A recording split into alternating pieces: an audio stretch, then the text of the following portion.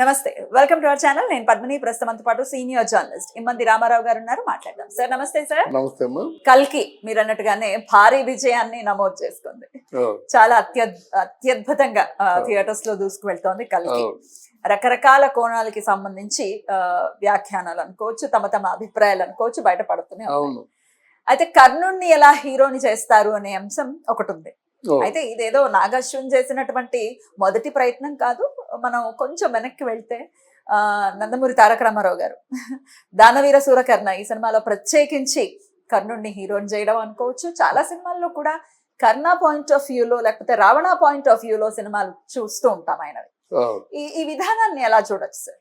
కర్ణుడు విలక్షణమైనటువంటి పాత్రమ్మ కనుక ఆయన్ని హీరోగా చేసినంత మాత్రంలో అది రచనా చాతుర్యమే కానీ దాన్ని మనం అభ్యంతరంగా చూడకూడదు. ఫస్ట్ ఆఫ్ ఆల్ విలక్షణమైన పాత్ర. కానీ ఇతిహాసంలో ఆయన క్యారెక్టర్కు ఉన్నటువంటి ఔన్నత్యం ఏమైనా ఉందా అని అంటే ప్రశ్నార్థకమే. ఎందుకంటే ఆయన చేసినటువంటి దుస్సాంగత్యం అవ్వచ్చు, ఆయన మాట్లాడిన విధానాలు అవ్వచ్చు, నిజంగా పురాణాలు కంప్లీట్ గా తెలిసిన వాళ్ళు మాత్రం యాక్సెప్ట్ చేసేటటువంటి పరిస్థితి ఉండదు కాదు. అంటే ఈ మధ్యనే భారతంలో దుర్యోధనుడు ఇలాగా నష్టపోవడానికి కారణం శకుని కాదు కర్ణుడు అంటూ ఒక ప్రస్తావన వచ్చింది.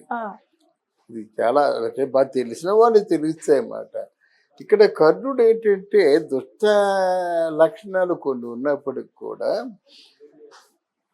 ఇప్పుడు సినిమా పాయింట్ ఆఫ్ వ్యూలో చూస్తుంటే ప్రేక్షకుడికి ఇవేవి గుర్తుండవు. కర్ణుడికి జన్మ ఆ రహస్యం అలా ఉండిపోయింది. ఒక రాజుకు పుట్టినప్పుడు కూడా, కుంతికి పుట్టినప్పుడు కూడా ఒక సూతుడుగానే మిగిలిపోయాడనే సింపతి ఒకటి ఆ క్యారెక్టర్ వర్కౌట్ అవుతోంది ఇప్పటికీ. వర్కౌట్ అవుతుందమ్మా. సింపతి అదొకటే ఉండిపోయింది.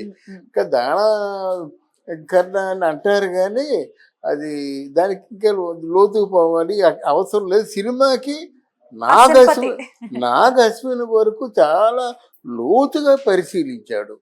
ఈ కల్కి సినిమా చూడగానే మన దాంట్లో నేను రివ్యూ చెప్తే కొంతమంది నా రివ్యూని ఖండిస్తూ కూడా పోయిందని చెప్పారు.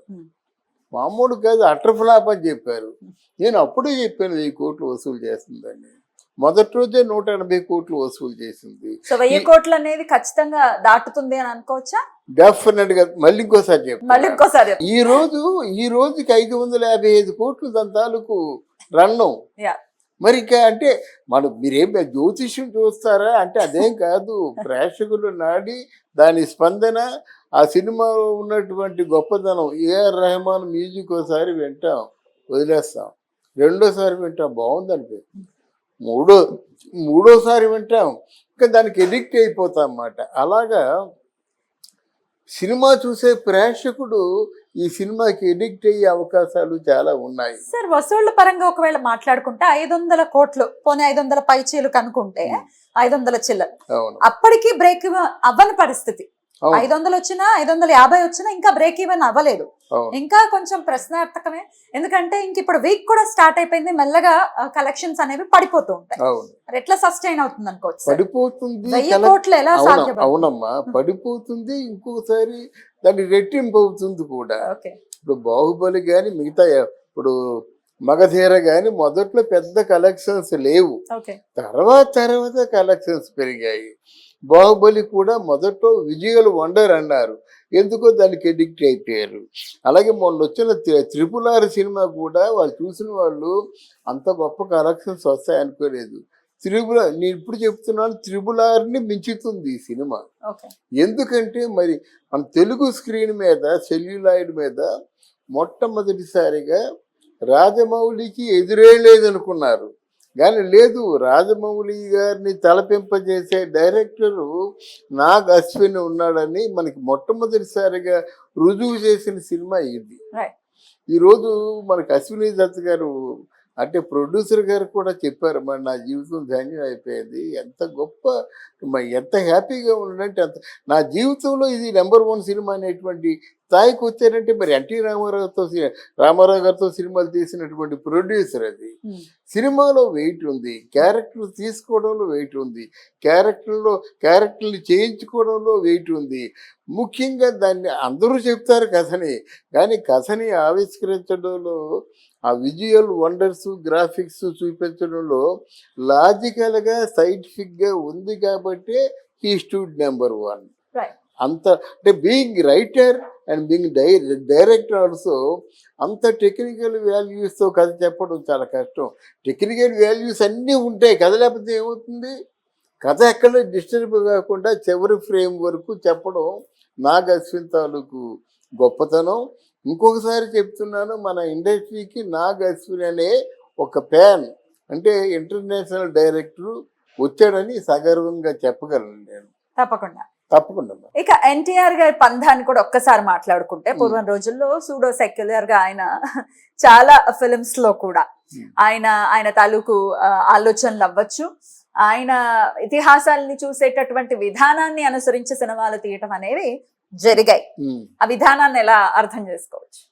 ఆయన ఇంగ్లీష్ నోవెల్స్ ఎక్కువ చదువుతాడు రామారావు గారు, మాకు తెలుసు కదా.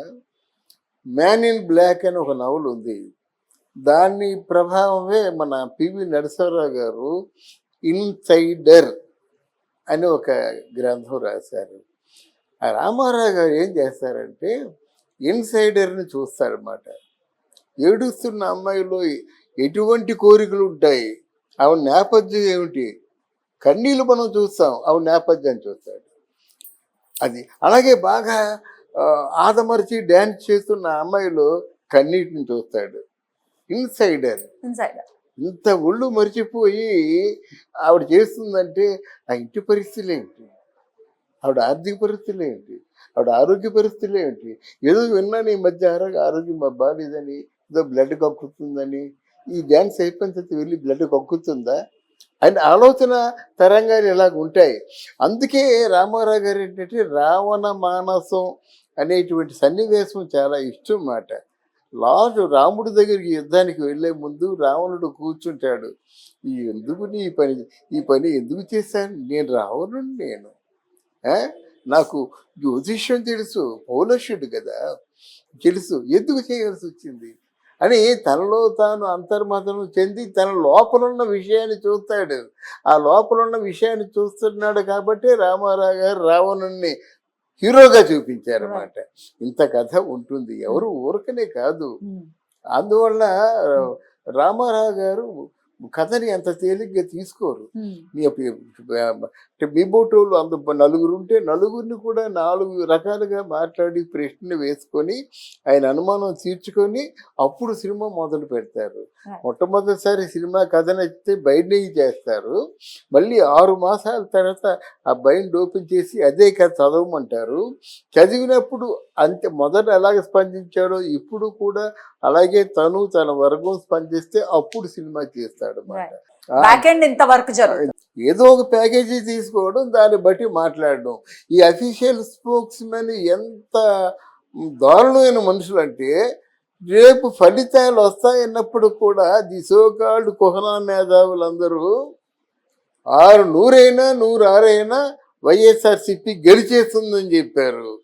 ఆయనకి ఒక ఆత్మలాగా ఉండే సజ్జల రామకృష్ణారెడ్డి వాళ్ళ తాలూకు ఆ కార్యకర్తలను పిలిచి సంబరాలకు సిద్ధం కండి అన్నారు.